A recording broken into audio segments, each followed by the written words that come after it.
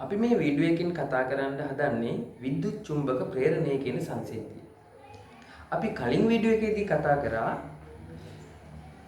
චුම්බක ක්ෂේත්‍රයක් අතර සන්නායකයක් තබලා මේ සන්නායකේ නම් තියලා මේ සන්නායකයට විදුලි ධාරාවක් ලබා දුන්නොත් මේ සන්නායකයට බලයක් ඇතිවලා ඒක යම් පැත්තකට චලනය වෙනවා. විද්‍යුත් චුම්බක ප්‍රේරණය කියන්නේ පුතේ ඒකේ ප්‍රතිවිරුද්ධ ක්‍රියාව.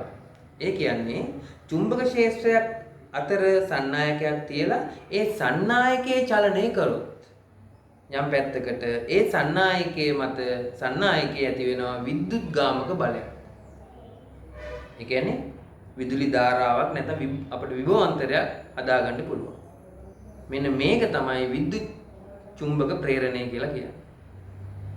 මෙතෙන්දි පුතේ සන්නායකයේ නිශ්චලව තියලා චුම්බක ක්ෂේත්‍රය වෙනස් කරොත් විචලනය කරොත් හෝ චුම්බක ක්ෂේත්‍රයෙන් නිශ්චලව තබලා සන්නායකයේ චලනය කළොත් හෝ මෙන්න මේ සන්නායකයෙන් විද්‍යුත් ගාමක බලයක් නිපද වෙනවා. අන්න ඒකට තමයි කියන්නේ විද්‍යුත් චුම්බක ප්‍රේරණය කියලා. මේක පුතේ මුලින්ම හොයාගත්තේ මයිකල් ෆැරඩේ කියන විද්‍යාඥයා. එයාගේ සොයා ගැනීම නිසා මේ නිපදවන විද්‍යුත් චුම්බක ප්‍රේරණයෙන් නිපදවන විදුලි ධාරාව තමයි පුතේ රටක ජාතික විදුලි බල පද්ධතියට විදුලිය නිෂ්පාදනය කරන්නේ. ඔය විදුලි බලාගාරවල විදුලි නිෂ්පාදනය කරන්නේ ඔය විද්‍යුත් චුම්බක ප්‍රේරණය ක්‍රියාවලිය මගින්. හරිද? මෙතෙන්දි සිදුවන දේ අපි ක්‍රියාකාරකමකින් සාකච්ඡා කරමු. මේ තියෙන පුතේ කඩදාසි බටයක්. ඒක මේ ඔතලා තියෙනවා පරිවාරණය කරලා කම්බි නැත්නම් අපිට නිකන් කොප කම්බි ගන්නත් පුළුවන්. ඒකට සම්බන්ධ කරලා තියෙනවා ගැලනෝමීටරයක්. විදුලි ඉපදවීම පරීක්ෂා කරන්න. ඊට පස්සේ පුතේ මේ දණ්ඩ චුම්බකයක් කරන් ඔයාලගේ රූපතරන් මේ කොටස් නම් කරගන්න දණ්ඩ චුම්බකයක් කරන් අපි මේ කොටස් දෙකම විවිධ ආයුරින් චලනය කරලා බලනවා ගැලනෝමීටරයේ උත්ක්‍රමණය කොහොමද කියලා. හරිද? අපි ඒක කරලා මම ඉතින් එයාට සාකච්ඡා කරමු. මේකෙදි පුතේ කාඩ්බෝඩ් අටේක කම්බි උතලා නැහැ. මම මේ වගේ සැකස්මක් පාවිච්චි කරන්නේ. මේකේ පරිවර්ණය කරන කම්බි වට ගණනාවක් ඔතපු රවුමක් රෝලක්. ඒකේ අග්‍ර පුතේ සම්බන්ධ කරලා තියෙනවා ගැලනෝමීටරයට. හරිද? දැන් පුතේ මම මේක විවිධ අයුරින් මේකට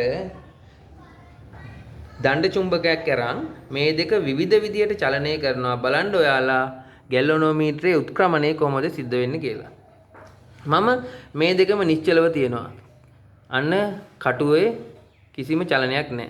මං කරන්නේ මේ දණ්ඩ චුම්බකය චලනය කරනවා. හරිද? මෙන්න පුතේ චලනය වෙනවා. කියන්නේ විදුලිය නිෂ්පාදනය වෙනවා. අන්න ඇතුළට චලනය කරොත් එක පැත්තකට කැරක් යනවා. එළියට ගත්තොත් අනිත් පැත්තට. විදුලියේ ධාරාව හැදෙන දිශාව වෙනස් වෙනවා කියලා අපිට හිතා ගන්න පුළුවන් නේ. අපි ඊට පස්සේ පුතේ චුම්බකේ නිශ්චලව තියලා කම්බි දගරේ චලනය කරලා බලමු. අන්න ඒත් විදුලි බලය නිෂ්පාදනය වෙනවා පේනවා පැති දෙකට නේ. හරි. දැන් අපි මේ දෙකම චලනය කරමු දෙකම නේ. එතකොටත් විදුලි බලය හදනවා. හරිද? අපි බලමු මෙතෙන්දි වෙන දේ. මෙතෙන්දි පුතේ කම්බි දඟරේ නිශ්චලව තියලා දණ්ඩ චුම්බකයේ චලනය කරද්දී විදුලි බලය නිෂ්පාදනය වුණා. දණ්ඩ චුම්බකයේ නිශ්චලව තියලා කම්බි දඟරේ චලනය කරද්දී විදුලි බලය නිෂ්පාදනය වුණා. කටුව දෙපැත්තට ගමන් කරා. ඒ වගේ මේ එකම චලනය කරද්දී විදුලි බලය නිෂ්පාදනය වුණා. ඒකේ තේරුම තමයි පුතේ මේ දෙක සාපේක්ෂ චලනයක් කළොත් තමයි විදුලි බලය හටගන්නේ. හැබැයි මේ දෙකම නිශ්චලව තියදී විදුලි බලය ඇති වුණේ නැහැ. හැබැයි පුතේ නිශ්චලව තිබ්බා මෙන්න මේකේ චුම්බක ක්ෂේත්‍රයේ ඇති වෙනවා මෙහෙම බල රේඛා අපිට මෙහෙම අදින්න පුළුවන් නේද? අදින්න පුළුවන්. එහෙනම් පුතේ මෙහෙම අපිට අදින්න පුළුවන් නේ? හරි.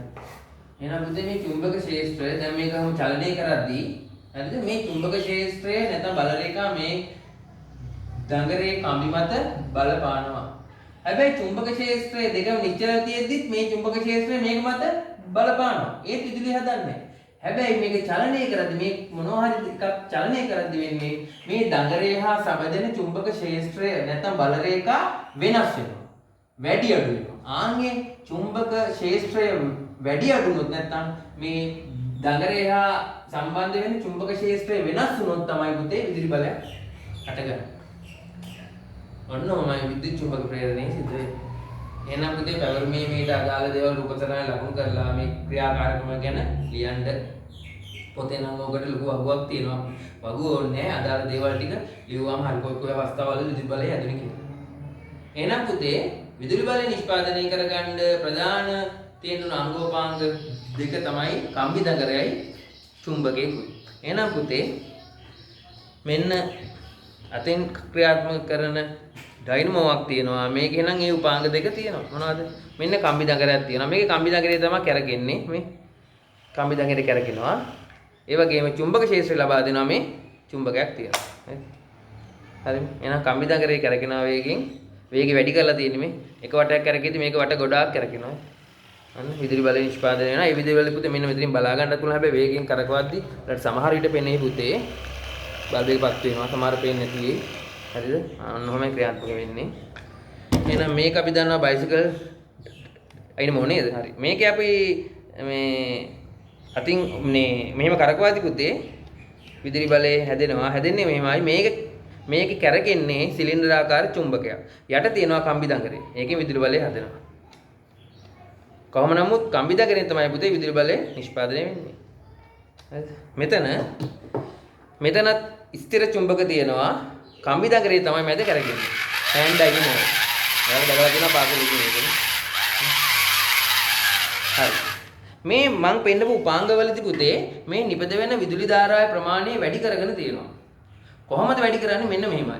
එකක් තමයි පුතේ මේ චුම්බකයේ ප්‍රබලතාව වැඩි කරොත්, ප්‍රබල චුම්බක පාවිච්චි කරොත්, මේ දඟරේ වට ගන්න වැඩි කරොත්, නේද? නැත්නම් දඟරේ දිග වැඩි කරොත්, ඒ වගේම අපිට පුළුවන් මේකේ චලනය කරන වේගය වැඩි කරලා ඕම ওই දේවල් මොනවද?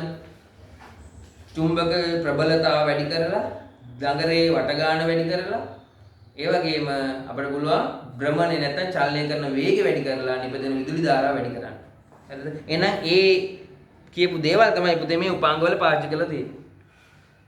මේකෙන් අපිට එකපාරටම පේනවා මේ වේගෙන් කැරගෙන හදාද නෙමෙයි. මේක ලොකු රෝදයක්, මේක පොඩි රෝදයක්. මේක එක වටයක් කැරකෙද්දි මේක වට ගොඩක් කැරකෙනවා. ඒ වගේම කම්බි දඟරයත් ගොඩාක් වට උටලා තියෙනවා. හොඳ ප්‍රබල චුම්බකයකුත් තියෙනවා. හරිද? අන්න ඒ වගේ දේවල් කරලා විදුලි ධාරාව වැඩි කරගෙන තියෙනවා. හරිද? එකත් පෙරමේ දිනවා ලියන්න. ඊළඟට පුතේ මෙතෙන්දී චුම්බක ක්ෂේත්‍රයේ තියෙන පැත්තයි බලය ඇති වෙන පැත්තයි බලද්දී විදුලි ධාරාව නිපද වෙන පැත්ත නැත්නම් දිශාව හොයා ගන්න නීතියක් තියෙනවා. ෆ්ලෙමින්ගේ දකුණත් නීතිය. මේකෙදි පුතේ පුළුවන් චුම්බක ක්ෂේත්‍රයේ සහ චලිතයේ සිදුවන දිශාව අනුව අන්න ධාරාව ඇති වෙන්නේ කොයි පැත්තද කියලා හොයා ගන්න. මේකෙදි කියන්නේ මෙන්න මේකයි. මේ රූපතරණ ටික බලන්න. ෆ්ලෙමින්ගේ දකුණත් නීතියේදී දකුණු අත ගන්න.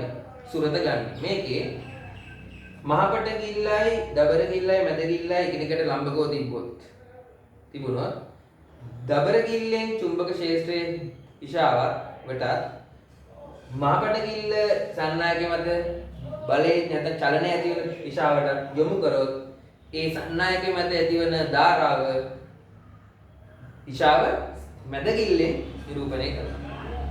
පැහැදිලිද? එහෙනම් ඒකත් පුතේ ඇඳලා ලියන්න. මේවා දේවල් රූප සටහනේ දේවල් නම් කරගන්න. හරිද? එහෙනම් ෆ්ලෙමින්ගේ ලකුණත් නීතියෙන් අපිට අන්න ධාරාව ඇති වෙන පැත්ත හොයාගන්න පුළුවන්. මෙතෙන්දිත් පුතේ අර මෝටර වල කතා කරපු දෙයම තමයි මෙතෙන්දිත් මේ චුම්බක ක්ෂේත්‍රයයි චලිතයයි ලම්බකව තිබුණොත් තමයි තවත් ලම්බක පැත්තකට ධාරාව ඇති වෙන්නේ. ඒක නිසා පුතේ ඇඟිල්ල අත මෙහෙම තියාගන්න ඕනේ. මේ තුන මේ ඇඟිලි තුන අපි අත තමයි මේ කරලා හොයාගන්න. මේවා හැමෝම කරන්න එපා. එහෙනම් ඒ අනුව අපි මේ අභ්‍යාස මාලාවේ අපි එකක් දෙකක් කරමු බලන්න. මේ අවස්ථාව. මෙතෙන්දි පුතේ එන්නේ දැන් ඉස්සර අපි දන්නවා ඇති වෙනවා මොකද්ද? චුම්බක ක්ෂේත්‍රය. මේ කියලා තියෙන සන්නායකයේ චලනය වෙන්නේ ඔහම සන්නායකයේ මේක නම් සන්නායකයේ චලනය වෙන්නේ ඔහම පහළට නේ. හිතාගත්තා ඉන්නේ.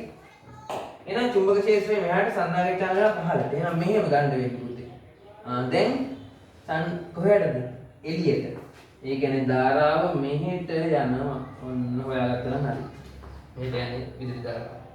අපි ඊළඟට මේක අතරලා මේක කරමු. මේක පුතේ සන්නායකේ රවුමක් තියෙන. ඒ කියන්නේ මෙන්න මෙහෙම සන්නායකේ හරහාට කපලා හරස් කඩක් තියෙන මේ වගේ එකක්. හරිද? මේ වගේ එකක් තමයි ඔය පේන්නේ.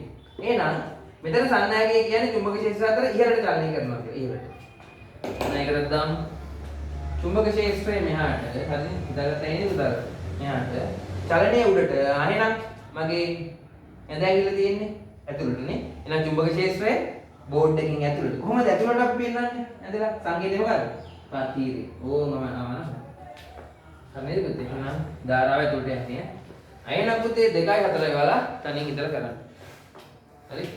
එහෙනම් අඩු පාඩු සම්පූර්ණ කරගන්න.